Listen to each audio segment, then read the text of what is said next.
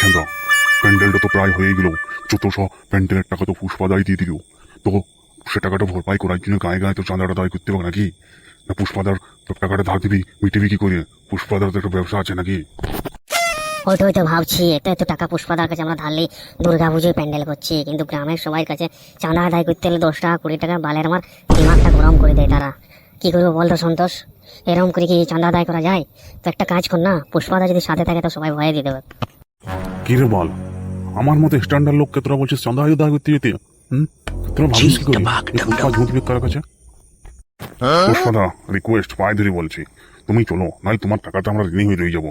বুঝতে পারছো তো, সামনে এত বড় দুর্গাপুজো, তারপর যত ধার তোমার, একটু সেটিং খেলে দুর্গাপুজোতে ঘুরবো কি তোমার টাকাটা তো শোধ করবো। একবার গাঁটায় ঘুরিলে, এক দুটো করে ঘুরিলে তুমি সাথে থাকো, তোমার কিছু বলতে হবে না, যা বলার সেন্দার আমি বলবো। ঠিক আছে, এত করে যখন বলছিস, কিন্তু আমার কিছু বলতে বলিস না, আমি চুপচাপ শুনবো। জাস্ট আমার দেখি যখন সবাই টাকাটা দেয় আমি এটাই যাই, ঠিক আছে? অসংখ্য ধন্যবাদ পুষ্পাদা। চল সন্তোষ, চল তাড়াতাড়ি বেরোই পড়, চল। দিদি, আমরা দুর্গা পুজোর চাঁদার জন্য এসছি, তো তোমাদের ঘরে কোনো মরদ মানুষ আছে তো তাকে ডাকো, নাহলে তুমি যদি টাকাটা দিতে পারবে তো দিয়ে দাও। ছেলে, দিদি টিদি বলিস না রে, বৌদি বল, বৌদি, তোমার সম্পর্কটা ভালো থাকবে। কি বলো পুষ্পাদা? হ্যাঁ হ্যাঁ হ্যাঁ, সন্তোষ ঠিক বলছে, বৌদি বলবি। বৌদি বললে মেয়েরা নাকি খুব খুশি হয়।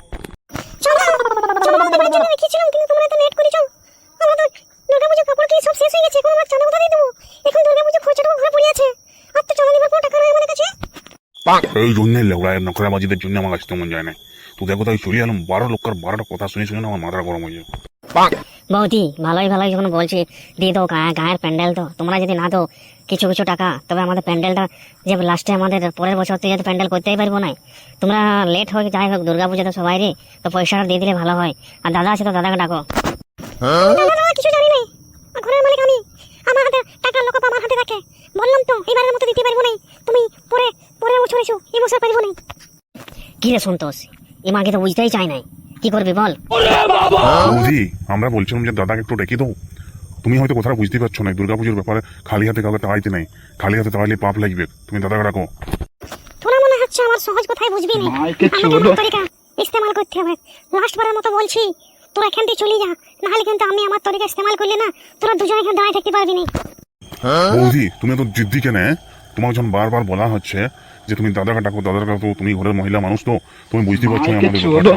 টাকার অনেক দরকার এবারে, যত টাকা সব পুষ্পাদার কাছে ধার লিয়েছি, তো পুষ্পাদাকে তো আমার দিতে হবে নাকি?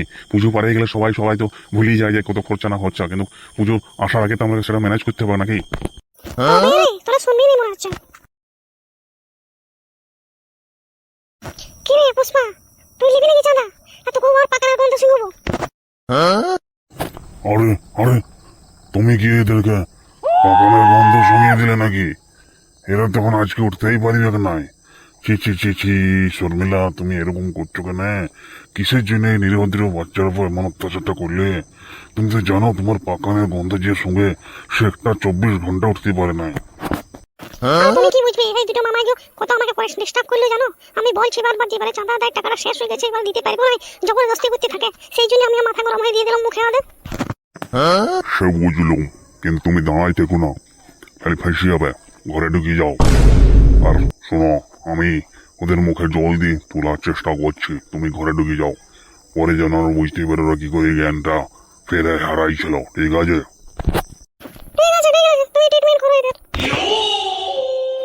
বন্ধুরা, ভিডিওটা করার জন্য অনেক টাইম অনেক মেহনত লেগেছে, তো তোমাদের জন্য বানানো ভিডিও। তোমরা যদি লাইক সাবস্ক্রাইব আর কমেন্ট যদি না করো, তো আমি আগের ভিডিওটা বানানোর জন্য কি করে আবার ভালো করে করার চেষ্টা করব বলো? একটু সাপোর্ট করো, দয়া করো, তোমাদের ছোট ভাই হিসেবে।